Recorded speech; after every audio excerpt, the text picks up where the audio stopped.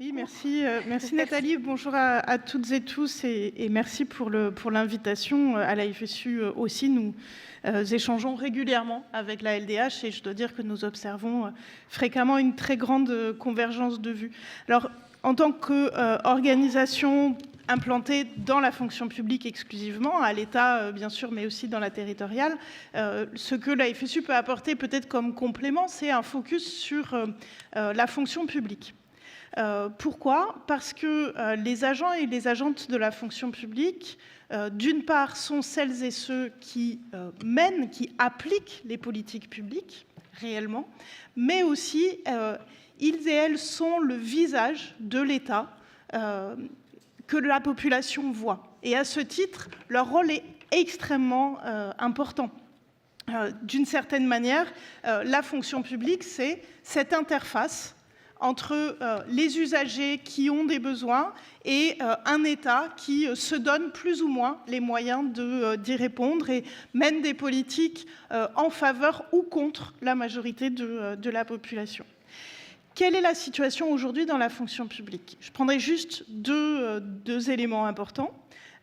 Puisque la question porte sur la précarité, ça peut vous étonner qu'on parle de précarité à propos de la fonction publique, mais détrompez-vous, c'est un vrai sujet. D'abord parce qu'il y a des agents et des agentes surtout, qui sont contractuels en situation précaire et en situation précaire économiquement aussi.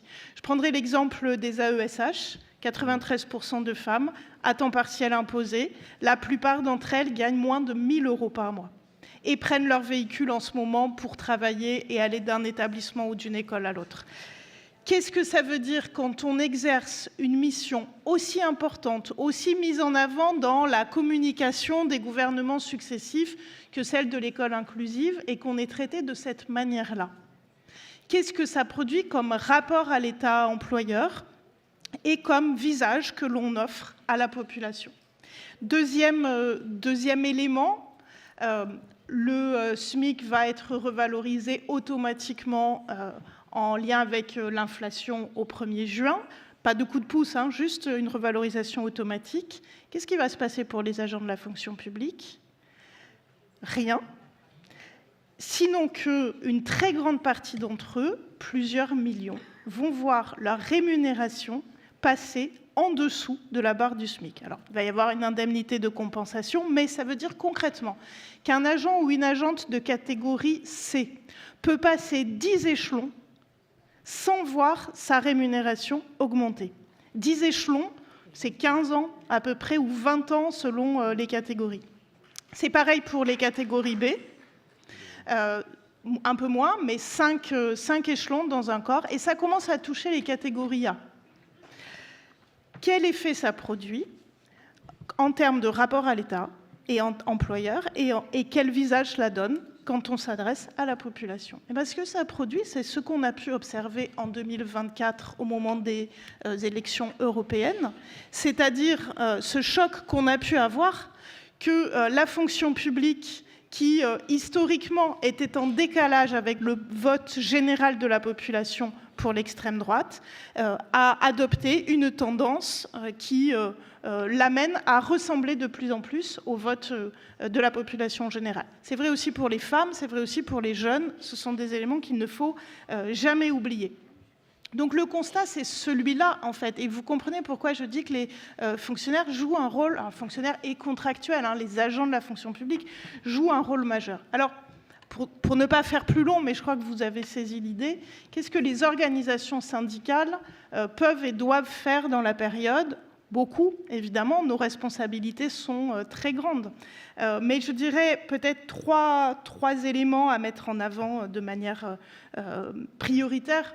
Rechercher en permanence les alliances. Alors on le fait avec nos partenaires en intersyndicale, ça a été évoqué précédemment avec les associations. Rechercher aussi en permanence les alliances avec les usagers et les usagères, sans lesquels on ne peut pas renverser la donne, c'est une évidence. La deuxième chose, c'est aussi faire entendre aux organisations politiques l'importance de la dimension fonction publique dans le débat public et dans ce qui va être porté dans les mois qui viennent.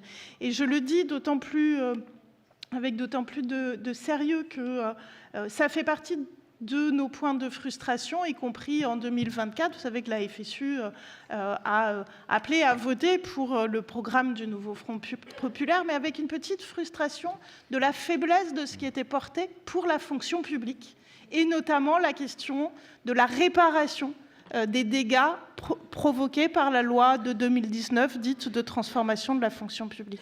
Il est indispensable de faire prendre conscience à la population qu'il ne suffit pas de dire qu'on défend les services publics, parce que défendre les services publics sans parler des salaires, du statut, des conditions de travail des agents de la fonction publique, c'est se payer de mots.